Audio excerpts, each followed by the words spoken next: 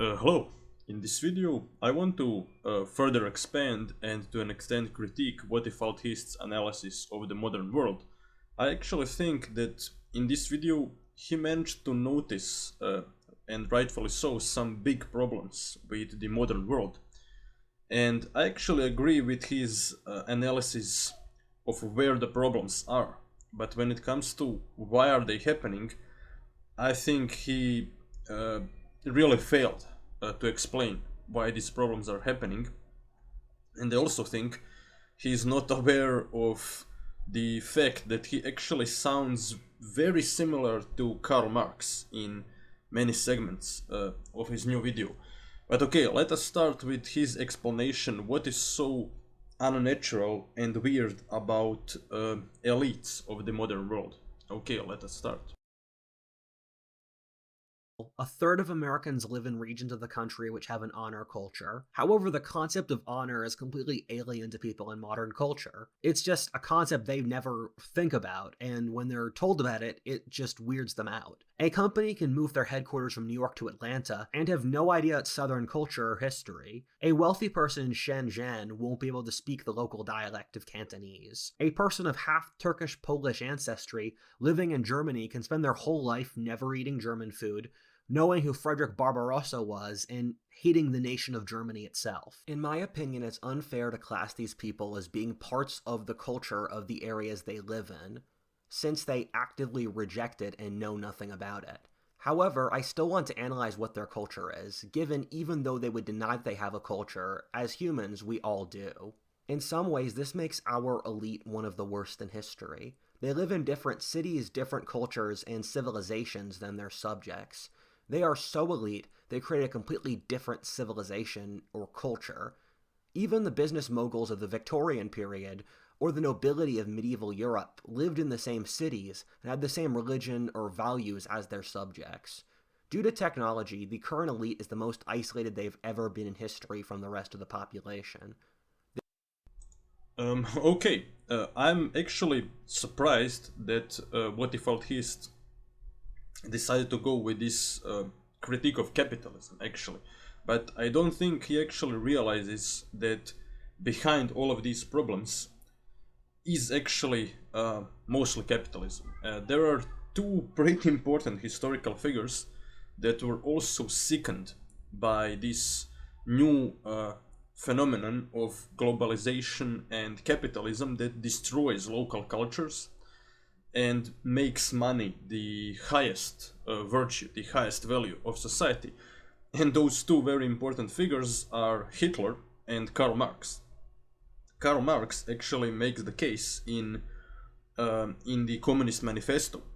He actually says that in feudalism, and by the way, he does see feudalism as worse than capitalism, but he still believes that some aspects of feudalism were better than capitalism, and that is, he argues, in feudalism, at least if you asked the feudal lord or the priest what is the highest virtue, he would say honor or serving God or something like that. But for capitalists, for our modern world, it is just money. And according to Marx, there is something deeply sickening and unnatural about money being the highest value, the highest virtue.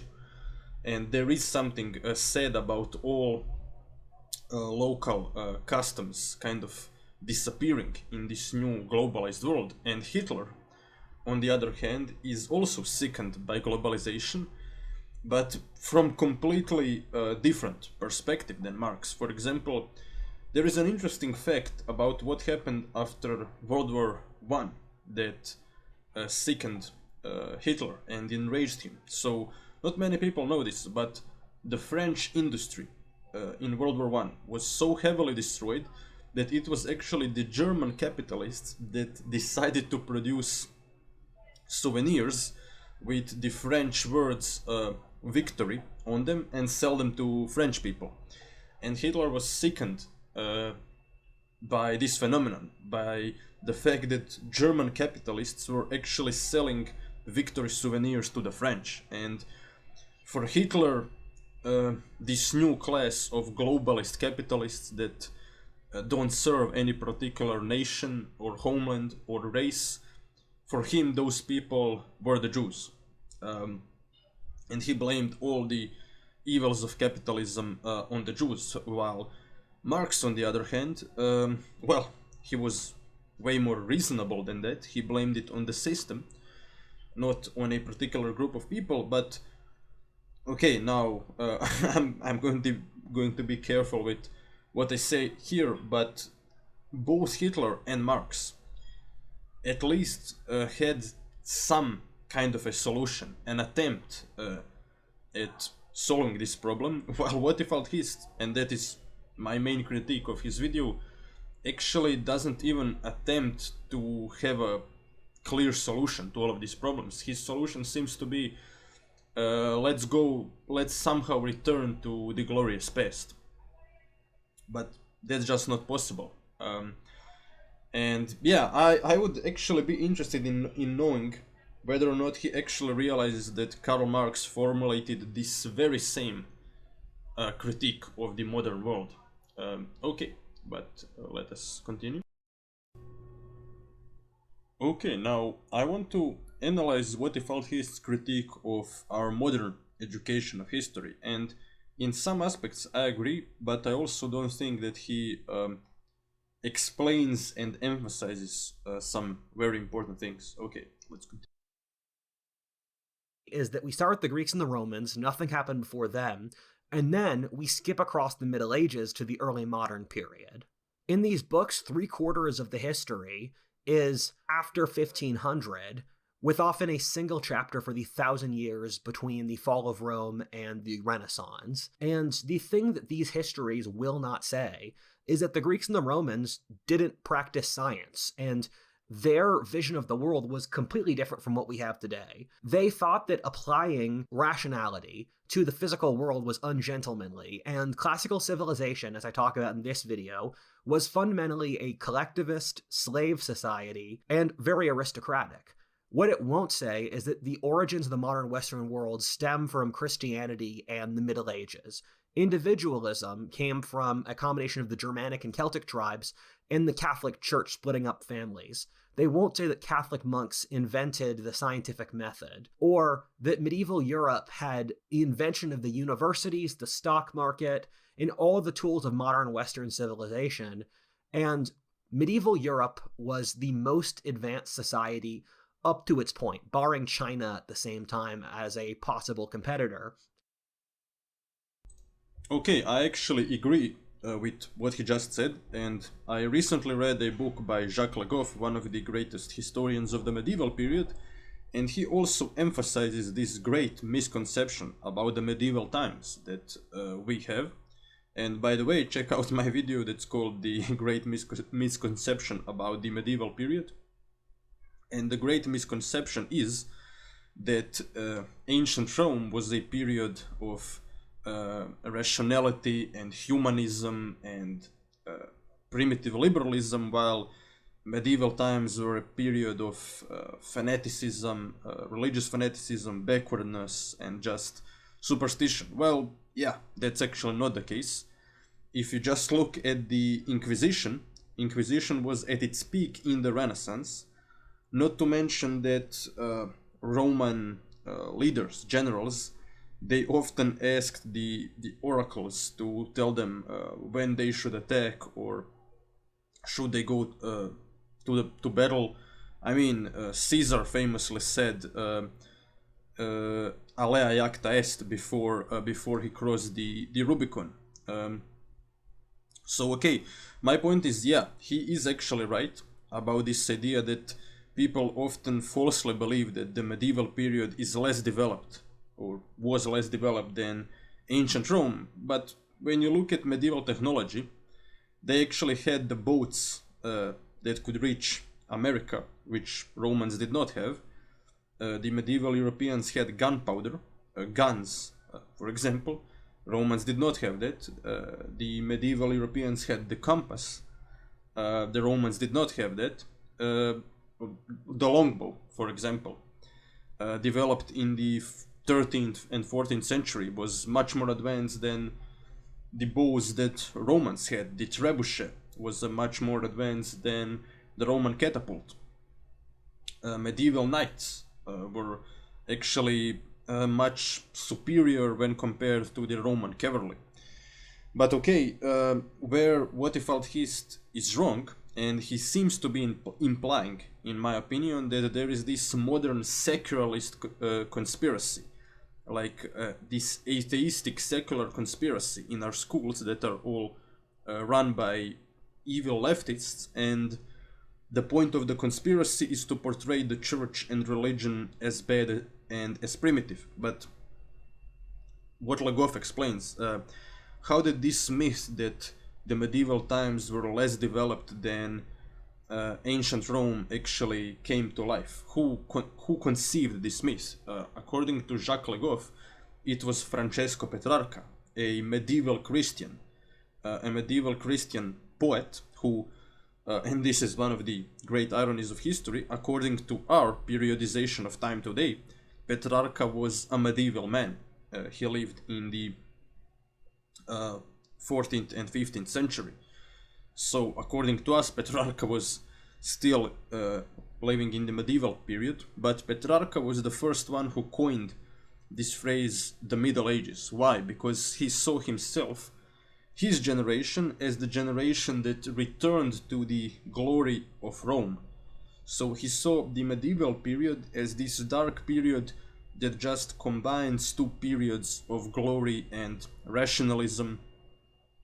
And essentially, in order to distinguish himself from his ancestors, Petrarca actually started to claim that now the medieval period is over and now the Renaissance came, and people now are more rational and somehow better than their ancestors, which I guess to Whatifalthist, I would assume that actually sounds quite a lot like wokeness of today, this idea that we are so much better than people before us and we are so much more rational. But if you look at history, at multiple times in history, people were falsely convinced that they are somehow much better than their ancestors and much more rational. And the irony is, this myth, it goes back to the medieval times themselves, so it is not a secularist, atheistic conspiracy. It is just that, well, for whatever reason, in schools, and not just in schools, just in common conversation, we still preserve this myth that was started by Francesco Petrarca. But if you actually go to college and if you read serious historians, then you actually realize that we do learn people. I mean, if you read Jacques Lagov, which is something that all of you can do right now, just type in Jacques Lagov and download his books. If you actually read Jacques Lagov, you will realize that the medieval period was not this period of just darkness and backwardness. But yeah, and okay, the grain of truth in this idea that the ancient period was super rational is actually, it lies in the fact that Aristotle was the first one that conceived the empirical method. So that is also something that should be emphasized. And okay, when Whatifalthist says that it was actually the Catholic Church that that conceived individualism, that created individualism, well, you could argue that that's the case, but Peter Brown argues that Christianity was the first ideology that took the ideology of individual rights that was already present in Aristotelian thought, and then presented it to the masses through the prism of Christianity and through the prism of Christ sacrificing himself for us, for humanity.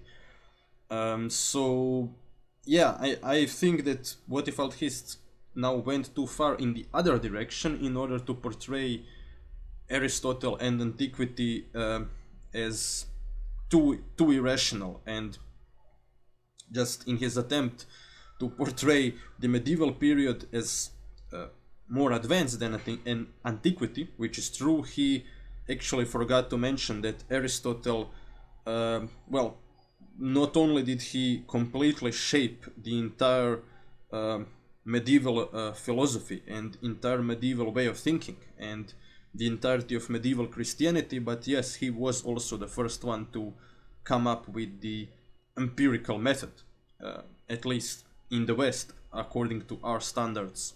In the West, Aristotle was the first one who did it. So, yeah, in conclusion, this secularist conspiracy does not exist, and yeah, it was a myth created by medieval people themselves. Okay, let us continue. Okay, let us return to the original question of this video. What is the problem with modernity? First we will hear Whatifalthist's opinion, and then I will respond.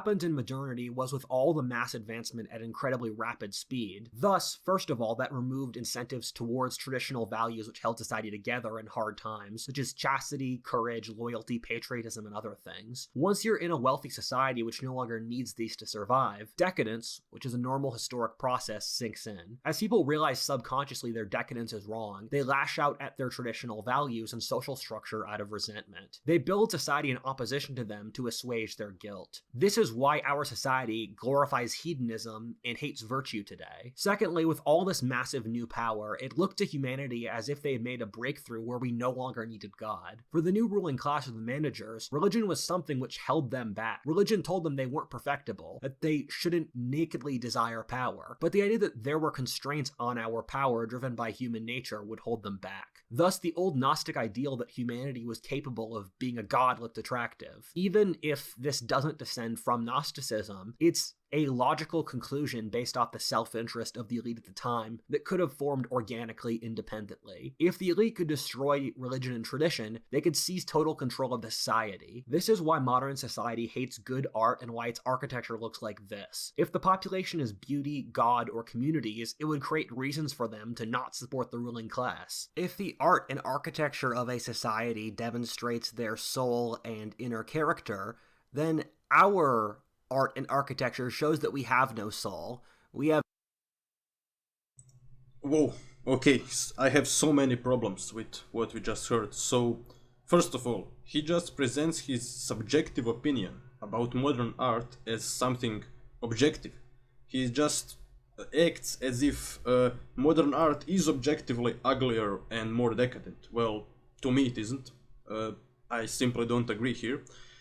Then, okay, he seems to be kind of obsessed with conspiracy theories. I mean, he is a smart guy, he knows a lot about history, but this obsession with everything being a conspiracy, in my humble opinion, is making his content absurd. So this idea that elites decided to destroy religion in order to control us, well, okay, let me just drop a simple truth bomb. For thousands of years, religion was used in order to control humans. For example, why did the Egyptian peasants build the pyramids? Because they were told, if you build a pyramid, you will be buried beside the pharaoh, and in heaven you will be rewarded for building the pyramid. What kept stability under feudalism? The peasants were told, God made king the leader. If you rebel against the king, you are rebelling against God. Then, okay, in communism, they did try to replace God with what one might call a secular religion, while in fascism, well, many fascist regimes were still allied with the church, like Mussolini, Francesco Franco.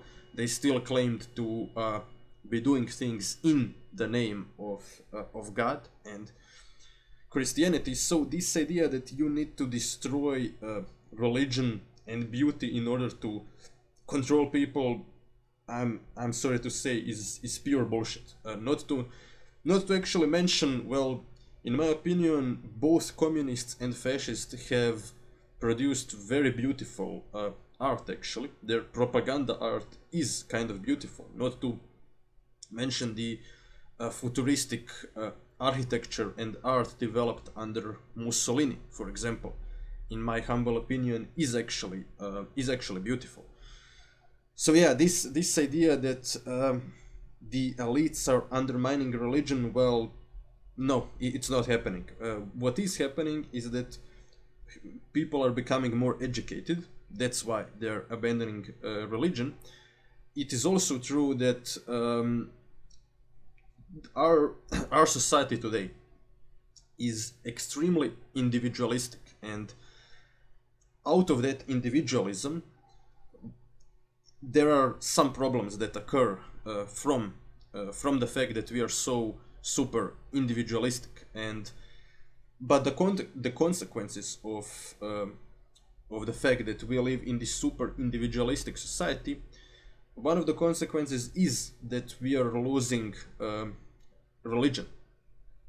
We are focusing more on ourselves, and by the way, yeah, instead of thinking that there are these evil elites that are doing it, I think that the solution to these problems, well, okay, there is no clear solution, but where I definitely agree with Karl Marx, I do think that capitalism, by proclaiming money to be the ultimate virtue, is actually making us more individualistic and less religious and less traditional. I mean, why did the women join the workforce? Because in that way our societies became more productive, and capitalism requires us to be as productive as possible in order to stay competitive. Now, Whatifalthist, I'm not sure if he sees women joining the workforce as something bad. He probably does, but if you actually analyze why that happened because of capitalism, not because of this evil cabal of people trying to undermine religion and beauty and everything that has meaning. I mean, what the hell? Why would anybody want to like destroy beauty purposely? Beautiful architecture. Not to mention that the entire concept of beauty is subjective. And yes, by the way, he goes on to say that these evil elites, they actually also don't want us to have families and to have children. Well, that also I simply have to say is pure bullshit. Demographic decline is a problem, but if you actually look at the measures that are now being implemented by Western societies, for example, we can go with my country, Croatia. The state is actually giving huge sums of money to people that have a lot of children, especially in some rural areas. You will get 10,000 euros for having one baby, and then 20,000 for having two babies, 30 and 40,000 for having more. So, quite the contrary, we are all victims of these blind processes that are happening. But I guess it is kind of easier to blame the evil elites than to blame the entire system and actually try to figure out what is happening. Okay, that's all for this video, and don't forget to like, share and subscribe if you liked this video.